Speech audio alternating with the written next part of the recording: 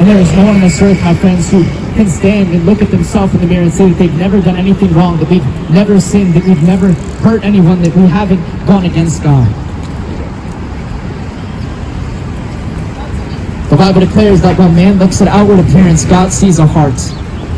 And so on our judicial system here on this earth, we can punish someone for committing a crime outwardly, an act demonstrated physically to cause harm to another person. But God examines our motives and our intentions and our ambitions. Jesus declared that when we look at another person with lust, we have already committed adultery in our hearts. That harboring hatred in our heart towards another human being is committing murder in God's eyes. But each of us has fallen short of God's glory. Each one of us has contributed towards the problem of evil in the world, and in doing so, my friends, we have been corrupted by it. And our sin is something that God takes seriously. The Lord does not make light of the way that we go and pursue our own self-gratification, even if it comes at the cost and the expense of another person's well-being. Each of us has fallen short of God's glory. And the problem arises when we recognize that there is nothing that we could ever do, my friends, to undo or outdo the wrong we have done. We can't earn a way to heaven. We can't work our way back to God. There is no religion that can save us. For my friends, all these religions, they're simply summed up in man's failed attempt to earn a way back to God. But Christ came to show that it's rather instead about what God has done to come to us. To the furthest extent, paying the highest price at the greatest cost, that you and I can be reconciled back to Him.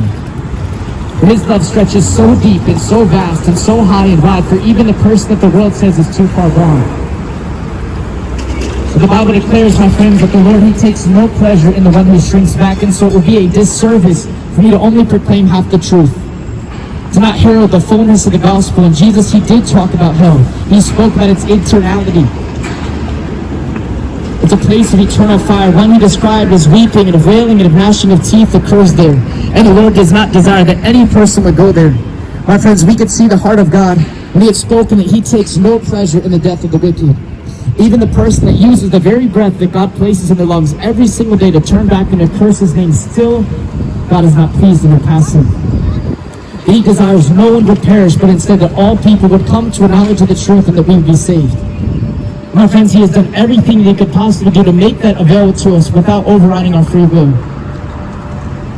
That in God's holiness and His justice, He must punish sin. He cannot let it go freely pardon, because that would be compromising His justice. But in His love, not only did He give the punishment, but 2,000 years ago, He chose to be the one to take it on our behalf. In His unique, divine, perfect Son, Jesus, who walked throughout this earth embracing all the sorrow, the pain, the grief, the difficulty, the loss that we experience here, He knows exactly what it's like. But my friends, He overcame.